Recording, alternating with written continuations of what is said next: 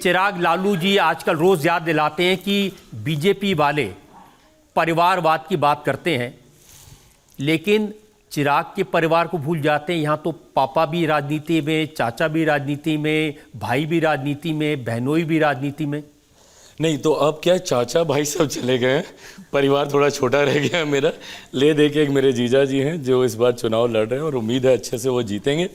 2014 में बहुत चला था परिवारवाद। जब मैं पहली बार चुनाव लड़ रहा था, जब यहाँ पर भी आया था, उस वक्त भी ऐसा सही एक सवाल आया था मेरे सामने और उस वक्त भी यही था कि ये परिवारवाद है, उनका बेटा है इसीलिए आ रहा है। उस वक्त मैं महज 85,000 वोटों से मैं चुनाव जीता था। 2019 में ये वोट का अंतर, ये वोट का मार्जिन जो है 2.5 लाख से ज़्यादा का हुआ। तो मतलब 14 से 19 तक मैंने काम किया, मैंने मेहनत की, लोगों का विश्वास जीता। ये कारण बना कि आज की तारीख में 2014 से बड़ा जनादेश मुझे 2019 में मिला। 2020 में मेरी पार्टी का नाम, मेरी पार्टी का सिंबल सब मुझसे छीन लिया गया। मुझे अपनी ही पार्टी से निकाल के बाहर फेंक दिया गया।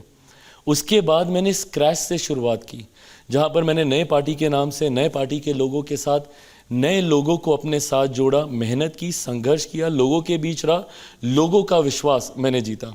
आज गठबंधन में कोई खैरात में तो सीटें नहीं देता।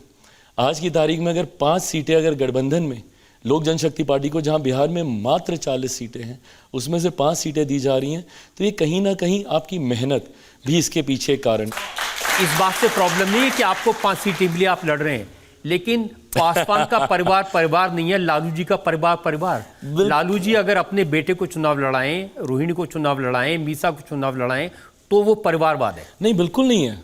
आप लड़ाइए, बट मीसा दी 2 बार चुनाव हार जाती हैं, उसके बाद आप तीसरी बार भी आप उन्हें टिकट दे देते हैं, ये गलत है। और वो किसके सामने चुनाव हारती हैं?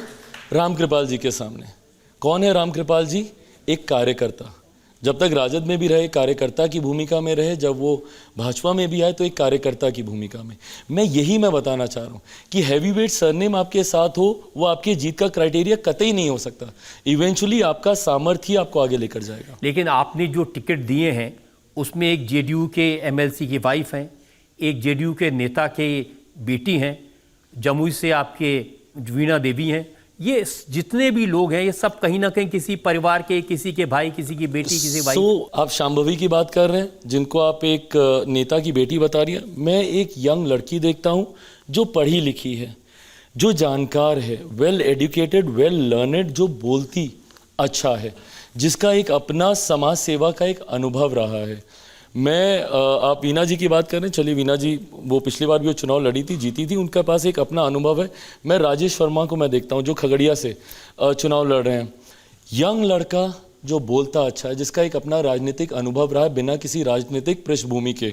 वो डिप्टी मेयर रहे, उन्होंने 2020 का विधानसभा का चुनाव लड़ा, जीत नहीं पाए पर भागलपुर से उन्होंने चुनाव लड़ा। ये वो तस्वीर है जो मैं बिहार की देश के सामने रखना चाहता हूँ। आज तक बिहार की तस्वीर रजत सर कैसी आती थी? बिहार आपराधिक, भ्रष्टाचार, इन्हीं सब चीज़ों को लेकर। कल को आपको भी गर्व होगा जब ये चेहरे अरुण भारती हो, शांभवी हो या राजेश वर्मा हो, फॉर दैट मैटर मैं चिराग पासवान को भी युवाओं में ही गिनूंगा। ये वो युवा चेहरे हैं जो पढ़े लिखे, जो सामने आएंगे और बिहार की छवि को जब रखेंगे। लेकिन चिराग, सवाल ये कि आप दूसरी पार्टियों के नेताओं की, चाहे वो राहुल गांधी हो, चाहे वो लालू यादव हो, तेजस्वी हो, उनके परिवार की बात करेंगे, लेकिन बिहार में बीजेपी के जितने नेता हैं, सम्राट चौधरी वो भी एक परिवार से आए, संजय जायसवाल, तो मैं थोड़ी परिवारवाद पे कुछ बोल रहा हूँ, मैं तो बोल ही नहीं सकता। जो बोलेंगे उनसे मैं थोड़ी बोल रहा हूँ परिवारवाद। जिनके साथ में अलायंस किया उनसे एक बार पूछिए तो सही, भाई परिवारवाद की बात क्यों करते? No, so I told you ना, मतलब प्रधानमंत्री जी का अगर आप रजत सर वो संबोधन सुनेंगे पार्लियामेंट के लास्ट सेशन में, उनका अंतिम संबोधन लोकसभा में जो था, उसको अगर आप सुनेंगे, वहाँ पे उन्होंने बहुत क्लियरली उन्होंने परिवारवाद को लेकर अपनी बातों को रखा। क्योंकि उस वक्त भी यही विपक्ष के कुछ लोग थे जो पुनः भाजपा के कुछ वरिष्ठ नेताओं का नाम लेकर बार बार परिवारवाद और इस तरीके के आरोप लगा रहे थे। तो उस वक्त भी मेरे प्रधानमंत्री जी ने बहुत कैटेगोरिकली इन बातों को रखा है कि भाई कोई अपने सामर्थ्य से सामने आ रहा है। अब मैं नहीं जाना चाहता किसी का नाम लेने, बट कई ऐसी बड़ी पार्टियां हैं जो अपने नेताओं को लॉन्च ही कर रहे हैं और वो नहीं लॉन्च हो पा रहे हैं।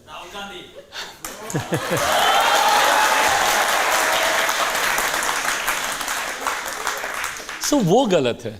आप ठीक है, अगर आप मौका दे रहे हैं दीजिए, बट अगर नहीं कोई चल रहा तो बार बार आप उन्हीं को मौका दे रहे हैं, ये गलत है। इसीलिए तो तेजस्वी यादव कहते हैं कि ये बीजेपी वाले गोबर को हलवा और हलवा को गोबर कह के बेच देते हैं। उसी चीज़ को इन्होंने 90 के दशक से सीखा है, इसीलिए वो ऐसे उदाहरण देते हैं, गोबर, चारा, हलवा। आप चारे की बात कर रहे हैं, देखिए चारा घोटाले का नाम बार बार आता है।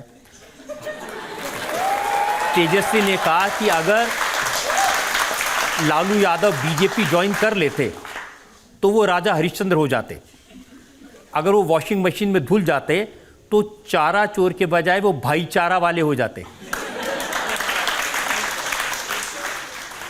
पता है क्या मतलब, खैर अभी हम लोग बोल रहे हैं, इसको हम लोग फन वे में ले रहे हैं, बट इसकी गंभीरता को समझने की ज़रूरत है। जब ये लोग ऐसी बातें करते हैं ना, देश के जुडिशल सिस्टम पे सवाल खड़ा करते हैं, देश की न्यायपालिका के ऊपर सवाल खड़ा करते हैं, देश के एक ऐसे स्तंभ के ऊपर ये सवाल खड़ा करते हैं जिसने मजबूती से लोकतंत्र को संभाले रखा है। जब जब ये लोग ऐसी बातें करते हैं तो ये एक अराजकता का माहौल बनाना चाहते हैं जहां पे जुडिशल सिस्टम को पूरी तरीके से नकारते हैं। मैं मानता हूं और मेरा विश्वास है रजा सर, मेरा विश्वास है भारत के जुडिशल सिस्टम पे। मैं मानता हूं अगर आपने गलत नहीं किया तो आपके साथ नहीं गलत होगा, पर हाँ अगर आप दोषी हैं तो आपको बख्शा भी नहीं जाएगा। ये ताकत भी भारत के जुडिशल सिस्टम में है। देखिए ये सवाल तो उठेगा ना कि चुनाव से पहले अरविंद केजरीवाल को जेल में डाल दिया, हेमंत सोरेन को जेल में डाल दिया। कारण है इसीलिए तो डाला है, नहीं कारण होते आप मत दीजिए ना कारण, मत दीजिए आप कारण।